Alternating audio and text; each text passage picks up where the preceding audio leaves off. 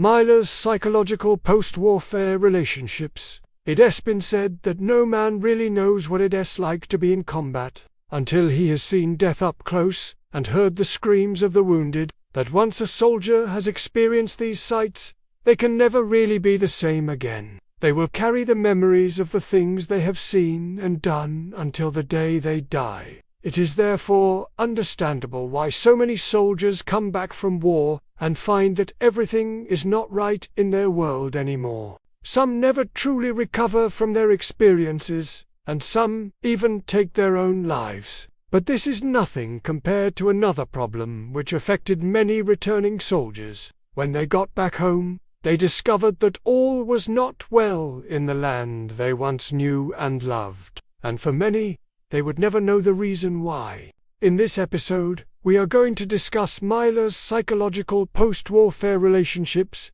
damaged returning soldiers. So, welcome back to the channel. If you enjoy learning about real-life psychological phenomena, please consider subscribing. We also encourage you to like and comment on this video and share it with anyone who may be interested. Part 1, 1918 to 1925.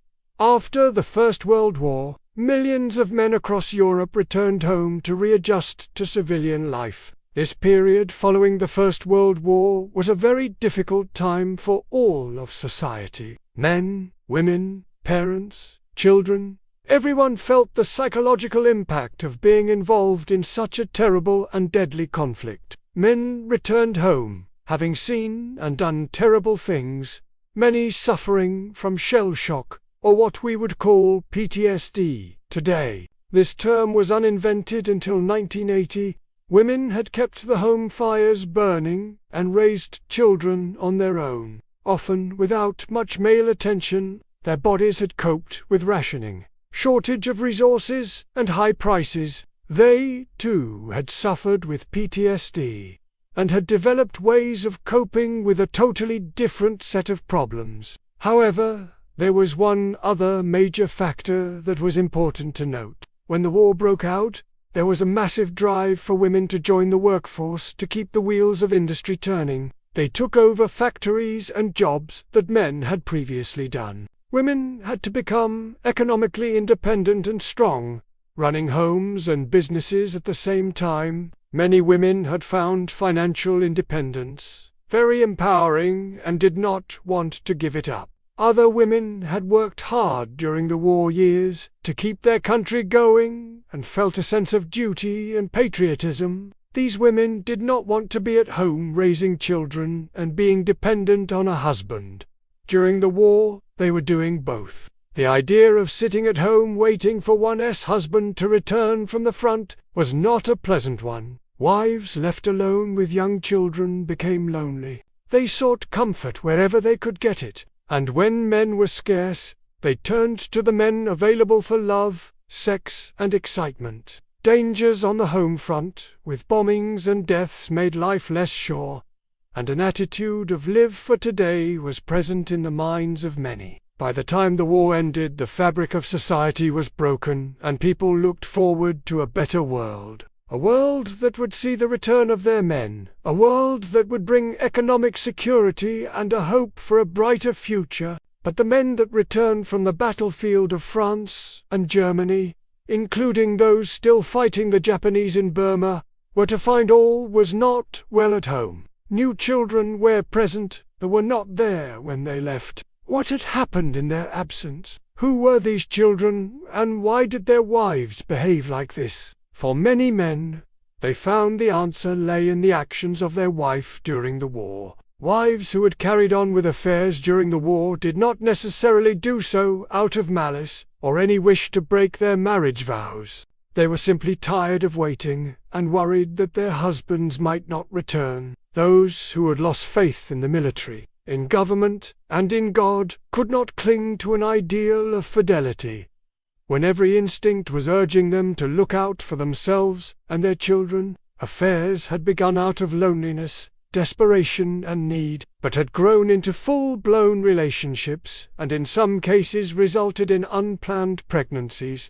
To add to the confusion, there were cases of men who had left their wives only to return to find that their partners had given birth to their child within weeks of their arrival home.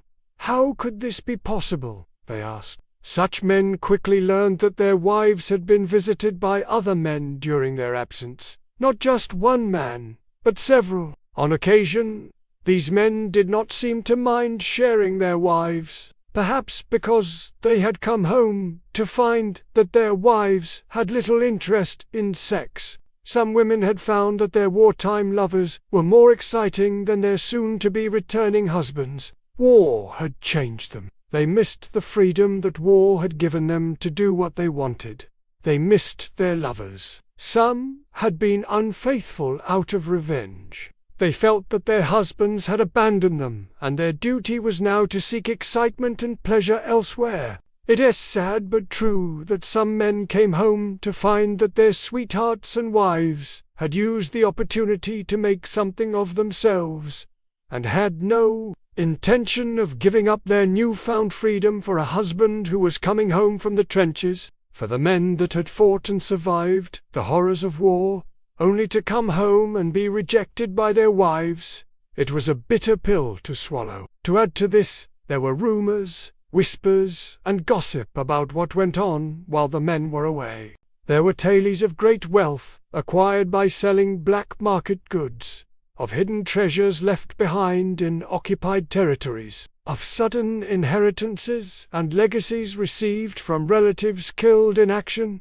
But the most common story related to the sexual exploits of the absent men. Certain houses in every town had reputations for carrying on immoral activities. No one spoke above a whisper of such places, but they were well known to the police and the military authorities. Places like this catered for officers and men who craved the company of women. While most brothels and gambling houses were closed down by the military, others remained open for business, offering their wares to the highest bidder. Stories were told and retold of men who had spent their last pay packets on drink and women. Then there were the tales of wild orgies and debauchery committed by senior officers, men who seemed to have no fear of being caught. Stories that were exaggerated and untrue. Men who had experienced the loneliness and hardship of war firsthand could unbelieve that anyone would be foolish enough to risk losing their life for a bit of fun.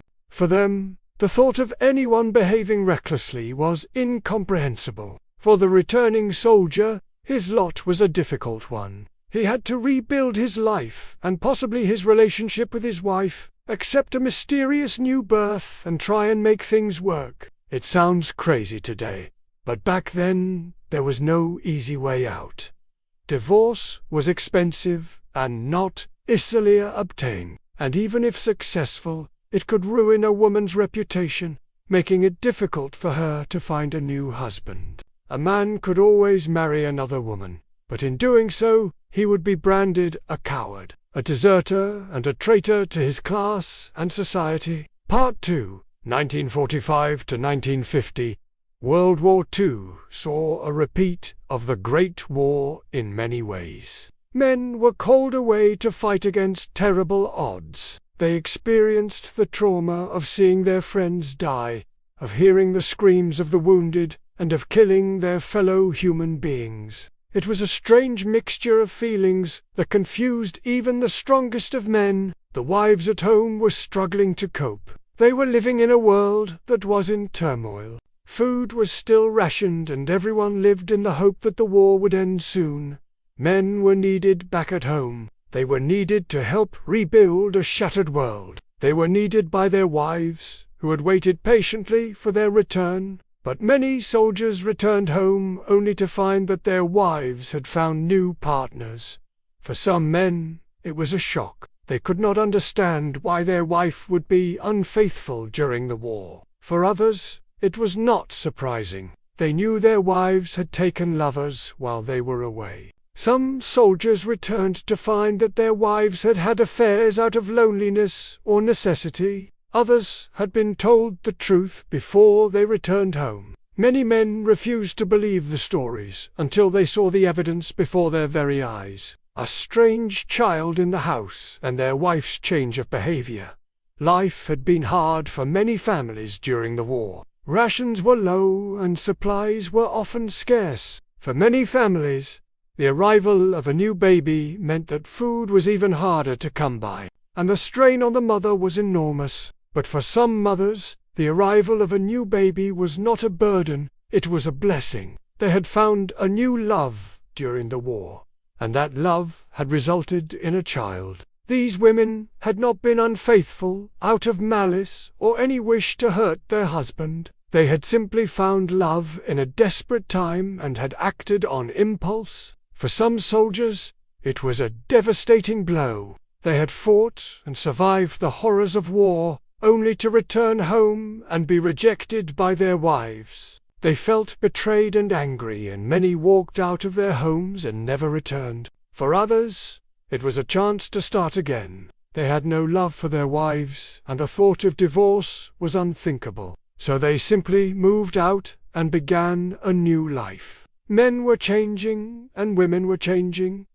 War changes people. It brings out the worst in some and the best in others. It is a strange paradox that people are capable of both great cruelty and great kindness. Men who had been unfaithful during the war often felt guilty about their actions. They knew that their wives had suffered, and they felt that they had betrayed their country. Women who had been faithful during the war often felt resentful towards their husbands. They knew that their men had suffered, and they felt that they had been abandoned. As the soldiers returned from the battlefields of Europe and Asia, they found a changed world. A world where their wives had found new partners. A world where their children were strangers. A world where they no longer belonged. They were men out of time and place. Men who were searching for a past that was gone forever. So we end this episode with the question: what would you do if you came home from war and found your wife had been unfaithful? Would you stay with her or leave her? Would you forgive her or would you resent her for the rest of your life? We would love to hear your thoughts in the comments below. If you enjoyed this video, please hit the like button and subscribe for more psychology videos. Thanks for watching.